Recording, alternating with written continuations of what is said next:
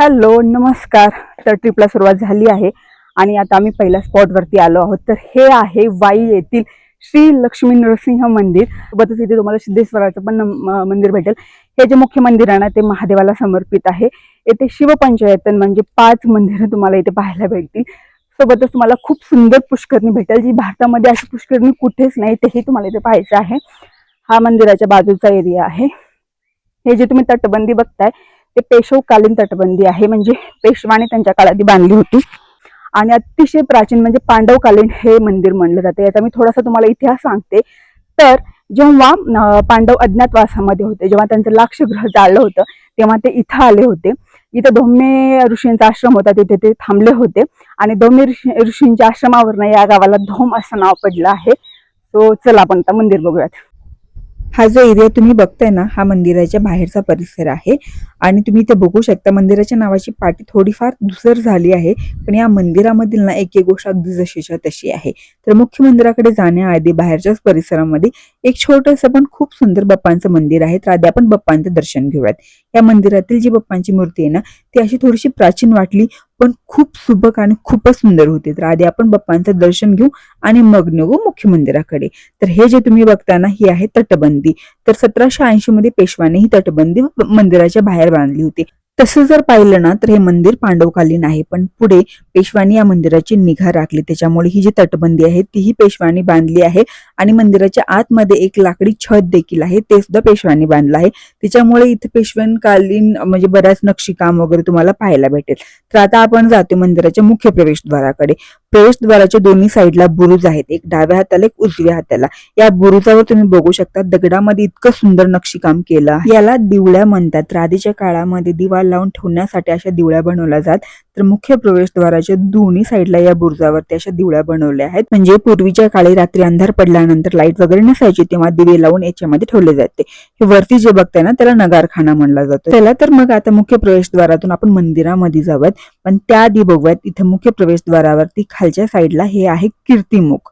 प्रत्येक मंदिराच्या बाहेर असे कीर्तिमुख असतं आणि वरती म्हणजेच ललाट बिंबावरती ना गणपती असते. याचा अर्थ असा असतो की हे जे मंदिर आहे ते शिवजींना किंवा शिव फॅमिली मधील म्हणजेच शिवजी किंवा पार्वतीचं वगैरे समर्पित असं हे मंदिर असतं.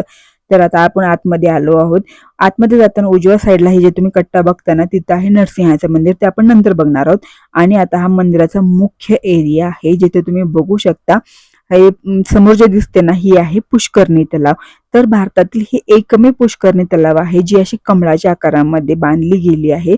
तर तुम्ही बघू शकता खाली दगडामध्ये कमळाच्या आकारामध्ये छान पुष्करणी तलाव बनवला आहे. त्याच्यावरती कासव आहे आणि त्याच्यावरती मेघडंबरी आहे, ज्याच्यामध्ये नंदी बसला आहे नंदी मंडपामध्ये. हे अतिशय सुंदर म्हणजे वास्तुकलेचा एक वेगळाच नमुना आपल्याला इथे पाहायला भेटतो. या पुष्करणी तलावामध्ये पाणी सोडलं जातं आणि जेव्हा हे पाण्यानं भरतं तेव्हा आपल्याला असं वाटतं की कासव पाण्यामध्ये तरंगत आहे आणि त्याच्यावरती नंदी ऐटीत बसला आहे. इतकंच नाही तर ह्या मेघडंबरीवरती तुम्ही बरंच नक्षीकाम बघू शकता आणि नंदीवरती तर खूपच सुंदर नक्षीकाम होतं. हे जे तुम्ही बघताय ना, हे धौम्य ऋषींची इथे समाधी आहे आणि या तलावामध्ये म्हणजे पुष्करणी तलावामध्ये पाण्याचा जो मुख्य स्रोत आहे ना, तो इथूनच येतो. आणि आता आपण जातोय मुख्य मंदिराकडे. जसं की मी तुम्हाला सुरुवातीला बोलले, इथे 2 मंदिर आहेत, श्री लक्ष्मी नरसिंह मंदिर आणि दुसरा सिद्धेश्वर मंदिर. तर आता आपण जातोय सिद्धेश्वर मंदिरामध्येच म्हणजे महादेवांच्या मंदिरामध्ये. पण त्याआधी मला तुम्हाला इथलं खूप सुंदर नक्षीकाम दाखवायचं आहे.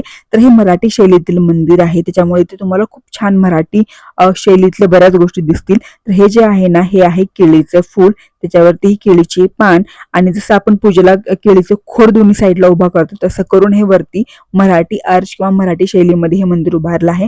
आणि इथे तुम्ही बघू शकता प्रवेशद्वाराच्या आधी इथे आपल्याला कीर्तिमुख पाहायला भेटतं आणि वरतीच म्हणजे ललाट बिंबावरती गणपती विराजमान आहेत. आणि हे दगडापासून बनवलेलं अतिशय सुंदर मंदिर आहे. तर आता आपण मंदिरामध्ये जाणार आहोत आणि तुम्ही मंदिराच्या आतमधला ही एरिया बघू शकता. हे पूर्वीच्या काळी बांधलेलं अतिशय सुंदर म्हणजे मंदिर आहे आणि इथे ही शिवजींची पिंडी आहे. इथं आपण छान दर्शन घ्यायचं. शिवजींच्या ना 2 टाईपच्या पिंडी असतात, एक स्वयंभू आणि एक प्रस्थापित केलेली. तर ही प्रस्थापित केलेली आहे आणि इथे तुम्ही बघू शकता इथे पार्वती मातेचंही मंदिर आहे, कारण की जिथं शिवजी तिथं पार्वती माता ही असतेच. आणि तुम्ही बघू शकता किती सुंदर नक्षीकाम केलं आहे, दागिने साडी सर्व घातलं आहे. तर हे अतिशय सुंदर आपल्याला शिवजींचं इथं मंदिर भेटतं. इथं छान दर्शन घ्यायचं. इथं लाईट वगैरे काहीच नाही, तर इथं उजेड येण्यासाठी ना वरती 2 असे म्हणजे शोभणे किंवा ओपन स्पेस दिला आहे, तर तिथनंच हे उजेड किंवा लाईट आतमध्ये येते आणि इथे आपण छान दर्शन घ्यायचं. इथे तुम्ही बसू शकता, ध्यान पण करू शकता. बिलकुल गर्दी वगैरे नव्हती किंवा लाईन वगैरे नव्हती, त्याच्यामुळे खूपच छान दर्शन असं म्हणतात की वरती जो बाण आहे ना त्याच्यामध्ये शिवजी असतात, त्याच्या खाली विष्णू असतात आणि खालची जी शिळा असते ना त्याच्यामध्ये ब्रह्मदेव बसलेले असतात आणि असं करून ही शिवजींची मूर्ती प्रस्थापित केली असते. तर मीही छान महादेवांचं दर्शन घेतलं आणि आता मी बाहेर आली आहे आणि मंदिरापासून मी हा एरिया बघते. तुम्ही बघू शकता पुष्करणी तलाव किती सुंदर दिसत आहे. तर हे शिवपंचायतन मंदिर आहे. तर इथे तुम्हाला 5 वेगवेगळे मंदिर पाहायला भेटतील. तर हे आहे सूर्यदेवाचं मंदिर, म्हणजे मुख्य मंदिराच्या डाव्या हाताला सूर्यदेवाचं मंदिर आहे आणि एक्झॅक्टली सूर्यदेवाच्या मंदिराच्या पाठीमागे आपल्याला गणपती बाप्पांचंही मंदिर पाहायला भेटतं. अगदी जुन्या पद्धतीने बांधलेलं हे मंदिर आहे आणि इथल्या मूर्त्याही अगदी प्राचीन कालापासून जशाच तशा ठेवल्या आहेत. त्याच्यामुळे तुम्ही बघू शकता किती सुंदर बनवलं आहे. आणि मंदिराच्या उजव्या साईडला हे आहे माता पार्वतीचं मंदिर. पण ह्याची खासियत अशी आहे की इथे कार्तिकेय आणि गणपती दोघेही माता पार्वती सोबत आहेत. कुठल्याही मंदिरामध्ये म्हणजे कार्तिकेयच्या कुठल्याही मंदिरामध्ये स्त्रियांना दर्शन घेण्यासाठी अलाउड नसतं, पण इथं मात्र वात्सल्य स्वरूपात कार्तिकेय आहेत, त्याच्यामुळे इथे तुम्ही कार्तिकेयांचं दर्शन घेऊ शकता. आणि ही प्राचीन काळामध्ये अशी बनवलेली ही मूर्ती आहे. त्याच्यानंतर पुढे जर आपण आलात ना तर इथे आपल्याला भक्त प्रल्हाद आणि विष्णू अशी 2 मंदिरे भेटतील. तर असे 5 मंदिरं हे शिवपंचायतन मंदिर आहे. तर हे इथल्या मंदिराची आणखी एक खास बात म्हणजे अशी आहे की इथं ना विष्णूचे 2 रूप तुम्हाला पाहायला भेटतात, सौम्य रूप आणि रौद्र रूप. म्हणजे नरहरी स्वरूपातील विष्णू आणि नरसिंह स्वरूपातील विष्णू असे दोन्ही विष्णू इथे पाहायला भेटतात. आणि इथलं जे विष्णूचं मंदिर आहे ना ते अतिशय जास्त युनिक मला वाटलं. हा मंदिराच्या म्हणजे मुख्य मंदिराच्या पाठीमागचा हा एरिया आहे जिथे हे नागराज किती सुंदर केलं आहे ना. हा, तर आता आपण बघतो विष्णूचं. तर ना आपल्याला म्हणजे थोडंसं वरती चढून गेल्यानंतर एक गोल ओटा बांधला आहे आणि त्याच्यामध्ये ही मूर्ती आहे. इथे छान आपण दर्शन घेतलं आणि आता आपण मंदिराच्या बाहेर आलो आहोत. तर साईडला ही कृष्णा नदी आहे ज्याच्यावरती जलपर्णी अशी म्हणजे भरभरून उगवली होती, त्याच्यामुळे आपण फक्त दुरून बघितलं. चला आता या ट्रिप मधल्या आपल्याला दुसऱ्या टप्प्यावरती जायचं आहे, ते म्हणजे नाना फडणवीसांचा वाडा. तर नाना फडणवीस हे कोण होते, तर हे बाळोजी जनार्दन भानू वयाच्या 14व्या वर्षी ते फडणवीस झाले होते. हॅलो, तर आता मी आली आहे वाई तालुक्यातील मेनवली या गावामध्ये. तर इथे जे आपण पाहिलं आहे ना, हा आहे नाना फडणवीसांचा वाडा. तर नाना फडणवीसांचं जे मूळ नाव होतं ते आहे बाळाजी जनार्दन भानू आणि फडणवीस ही त्यांची पदवी होती. फड म्हणजे मुख्य इन्चार्ज आणि नवीस म्हणजे ऑफिस. ओके, जेव्हा ते फडणवीस होते ना त्यांच्या अंडर खूप सारी गावे यायची, त्याच्यामध्ये मेनवली हे गाव यायचं आणि त्यांना कृष्णा नदीच्या काठावरती त्यांचं घर बांधायचं होतं. त्याच्यामुळे त्यांनी इथं हा छान वाडा बांधला. 250 वर्षापासून हा वाडा इथे आहे आणि अतिशय सुंदर आहे. आतमध्ये व्हिडिओ किंवा फोटोज वगैरे अलाउड नाहीयेत, सो म्हणून मी बाहेर हा व्हिडिओ करते. आणि हा कृष्णा नदीचा काठ आहे, त्याच्या तीरावरती त्यांचं हे घर आहे, त्यांचा हा वाडा आहे. खूप सुंदर. हे बघितल्यानंतर तुमच्या लक्षात येईल की ते खूप साऱ्या मूवीज शूटिंग झालेलं आहे. मी फक्त इमॅजिन करत होते की जेव्हा नाना फडणवीस इथे राहत असतील तेव्हा काय सुंदर त्यांना हे नजारा दिसत असेल ना. म्हणजे छान समोर कृष्णा नदीचा असा हा घाट आणि इथे त्यांचा वाडा. तर इथे तुम्ही बघू शकता ही वाड्याची बॅक साईड आहे. म्हणजे जर तुम्ही या दरवाज्यातून बाहेर आलात तर डिरेक्टली तुम्ही कृष्णा नदीच्या काठावरती येऊन बसता. तर इथे देखील एक महादेवाचं मंदिर आहे ज्याचं दर्शन आम्ही घेतलं. इथली शिवलिंग ही खूपच वेगळं होतं आणि खूपच अद्भुत वाटलं. ही आहे पोर्तुगीज कालीन घंटा. तर चिमाजी आप्पा म्हणजे बाजीराव पेशव्यांचे लहान भाऊ जे होते ना, तर त्यांनी वसईमध्ये एक लढाई जिंकली होती, तिथून ही घंटा जिंकून आली होती. आणि तर सर्वात महत्त्वाची गोष्ट म्हणजे हे झाड. जेव्हा नाना फडणवीस कार्यरत होते ना तेव्हा आफ्रिकेतील एका व्यापाऱ्याने त्यांना हे झाड गिफ्ट दिलं होतं आणि हे झाड नाना फडणवीसांनी स्वतःच्या हाताने लावलं होतं आणि 250 वर्षापासून हे झाड अगदी असंच आहे. हॅलो, तुम्ही बाप्पांच्या खूप साऱ्या मूर्त्या बघितल्या असेल, पण इतकी अद्भुत मूर्ती तुम्ही आयुष्यात कधीच नसेल पाहिली जी मी आज इथे पाहिली आहे. म्हणजे लिटरली इतकी भव्य मूर्ती होती बाप्पांची, म्हणजे पाहता क्षणीच मन भारावून गेलं, इतकी सुंदर मूर्ती होती. बाप्पांच्या मंदिरासोबत नाही तर आणखी एक मंदिर आहे काशी विश्वनाथ, जे सरदार गणपतराव भिकाजी रास्ते जे होते त्यांचा मुलगा काशी तो एक्सपायर झाल्यानंतर त्यांच्या स्मरणार्थ हे मंदिर तो उभारलं आहे, जे साईडला तुम्ही बघताय. तर हे काशी विश्वनाथ मंदिर आहे. इथेही तुम्हाला महादेवाची पिंड दिसेल आणि जी मी पिंड पाहिली ना, म्हणजे इतके दिवस मी जितके पण महादेवाचं दर्शन घेतलं होतं त्याच्यामध्ये सगळ्यात युनिक आणि वेगळी होती. कारण इथे जे महादेवाची जी लिंग असतं, जी पिंडी असते किंवा ज्याला बाण असं म्हणलं जातं, तर त्याच्यावरती ना जे मेंदूला जशा शिरा असतात ना, तशा शिरा या महादेवाच्या पिंडीवरती होत्या. जी मी पाहून तरी म्हणजे 2 मिनिटासाठी खूपच भारावून गेले होते, कारण की अशी मूर्ती मी नव्हती पाहिली. आणि बाप्पांच्या मूर्तीच्या मंदिरामध्ये किंवा गाभाऱ्यामध्ये फोटो शूटिंग वगैरे काही अलाउड नव्हतं, त्याच्यामुळे मी काहीच नाही काढलं.